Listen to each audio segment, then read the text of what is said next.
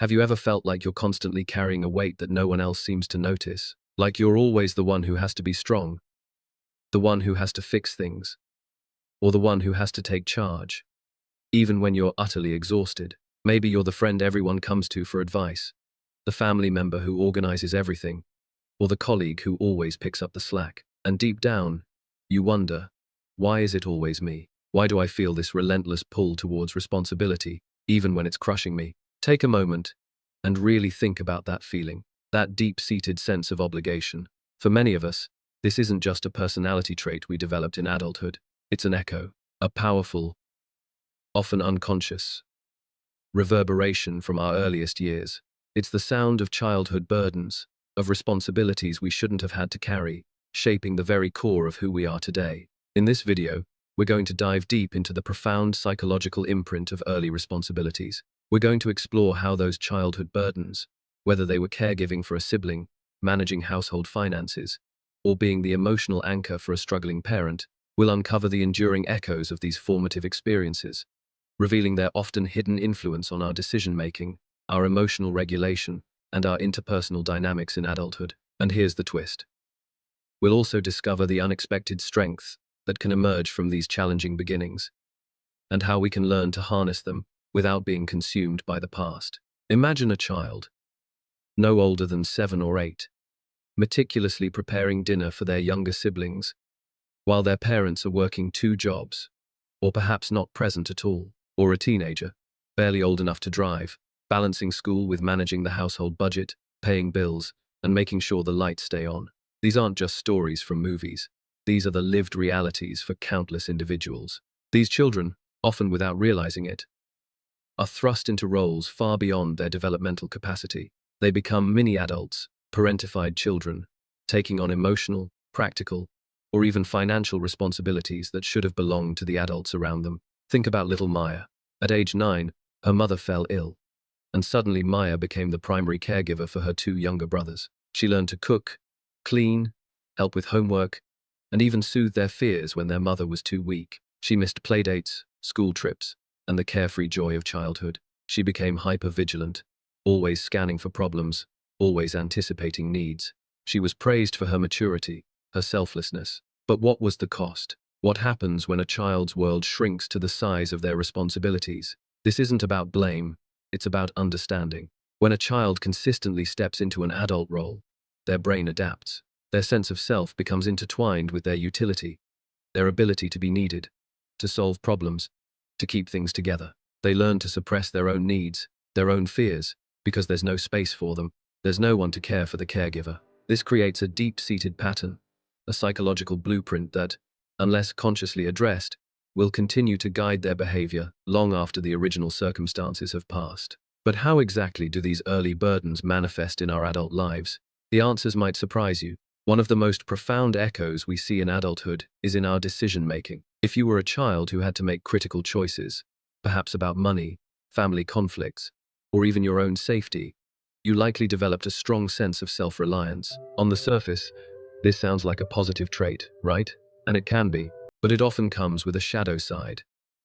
An intense fear of making the wrong decision, an inability to delegate, and a tendency to overthink every single choice to the point of paralysis. You might find yourself agonizing over minor decisions, replaying scenarios in your head, because deep down, the stakes still feel as high as they did when you were a child, when a wrong decision could have had significant consequences for your family. Consider Alex. As a teenager, he was responsible for managing his single mother's meager income, making sure rent was paid and food was on the table. Now, as a successful adult, he struggles immensely with delegating tasks at work. He'll stay late, take on extra projects, and meticulously double-check everyone else's work, even when he has a competent team. Why? Because in his mind, failure isn't just about a project. It's about survival. It's about letting people down, just like he feared letting his mother down all those years ago. This isn't a conscious thought, but a deeply ingrained pattern, a cognitive bias rooted in his past. He's operating under a constant state of loss aversion, where the fear of losing control or making a mistake outweighs the potential benefits of trusting others or taking a calculated risk. It's exhausting, but it feels safer. This also ties into a common hidden pattern, the inability to relax. For many who carried early responsibilities, relaxation feels like a luxury they can't afford, or worse, a sign of weakness. There's a constant hum of anxiety, a feeling that if they let their guard down, something bad will happen. This hypervigilance, honed in childhood to anticipate and prevent crises, becomes a default setting. It's like an internal alarm system that never truly switches off. But what happens to our bodies and minds when we live in a perpetual state of readiness? The impact is far-reaching, affecting not just our mental health, but our physical well-being too. Then there's emotional regulation.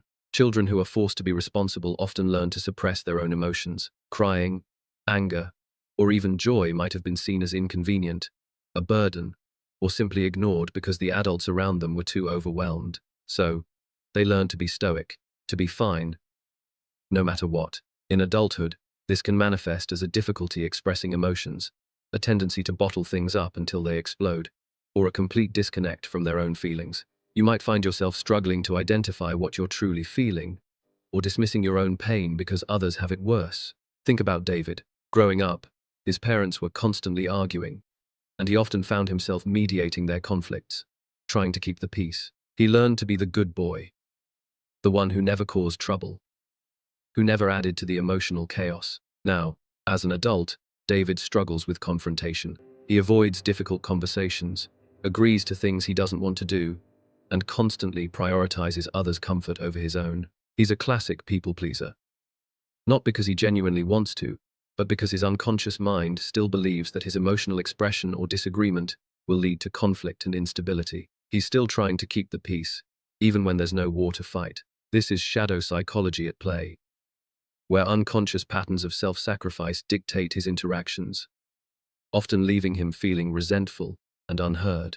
But what if these deeply ingrained patterns, these echoes, aren't just limitations, but also hold the key to incredible strengths? This is where the narrative shifts. While early responsibilities undoubtedly leave scars, they also forge incredible resilience, empathy, and a unique set of skills. This is a contrarian truth. The very burdens that weighed us down can also be the source of our greatest power. Think about it. You learn to be resourceful, to solve problems under pressure, to anticipate needs, to manage complex situations, and to persevere when others would have given up.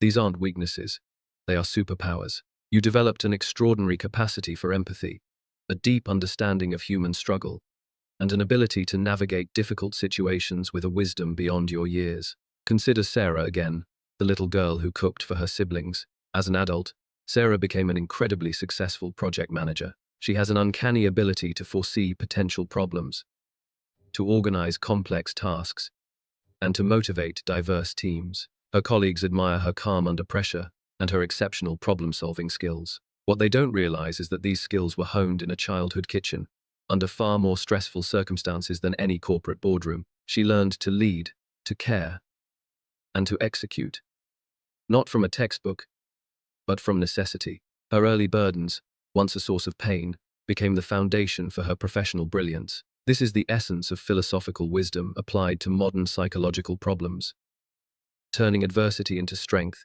reframing our past, not as a deficit, but as a unique advantage. So, how do we harness these strengths without being consumed by the old wounds? How do we stop the echoes from dictating our present and future?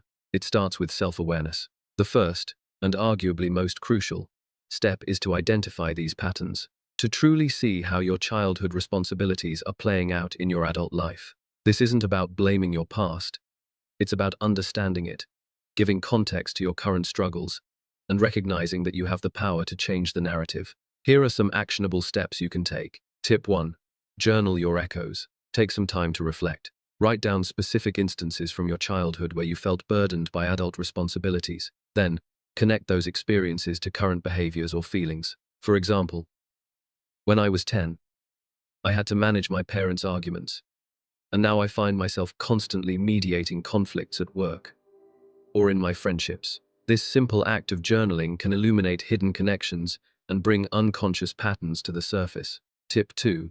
Seek professional guidance. If these patterns feel overwhelming or deeply ingrained, consider talking to a therapist. A good therapist can provide a safe space to explore these experiences, help you process the emotions you might have suppressed, and guide you in developing healthier coping mechanisms. They can help you untangle the complex web of your past and present, offering tools and perspectives you might not have considered. Tip 3. Practice conscious boundary setting. This is huge. If you're used to saying yes to everything, or taking on more than you can handle, start small. Practice saying no to minor requests that don't align with your priorities. Delegate tasks at work or at home, even if it feels uncomfortable at first. Remember, setting boundaries isn't selfish. It's self-preservation. It's about honoring your own needs and energy, and teaching others how to respect them. This is a direct challenge to the old programming that told you your needs were secondary. Tip 4. Reclaim your childhood. What did you miss out on? What activities did you never get to do? Schedule unproductive time for yourself. Engage in play, creativity, or simply rest without guilt. This isn't about being childish. It's about nurturing your inner child, the part of you that was denied those experiences. Go for a walk in nature, paint, build a Lego set, watch a silly movie. Allow yourself moments of pure, unadulterated joy and spontaneity. This helps to rewire your brain, showing it that it's safe to relax, safe to simply be. Tip 5. Cultivate healthy interdependence. Many who carried early responsibilities struggle with trust and vulnerability. They believe they have to do everything themselves. Challenge this belief. Practice asking for help, even for small things. Allow others to support you. This builds trust, not just in others, but in your ability to be supported. It teaches you that you don't have to carry the weight alone, and that true strength often lies in vulnerability and connection. This is about shifting from a power dynamic where you always give, to one of mutual support and respect. Understanding the neuroscience of decision-making can also be incredibly empowering here. Our brains are remarkably plastic. Every time you consciously choose a new behavior, whether it's delegating a task, saying no, or allowing yourself to relax, you're literally creating new neural pathways. You're showing your brain that there's a different, healthier way to operate.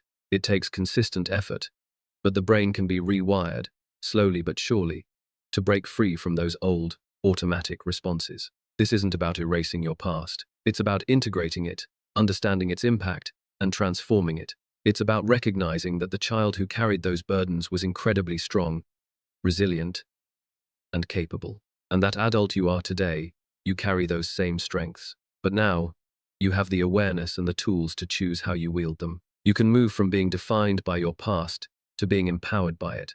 So, what have we learned? We've seen how the echoes of early responsibilities can shape our adult minds, influencing our decisions, our emotions, and our relationships. We've explored hidden patterns and biases that keep us stuck.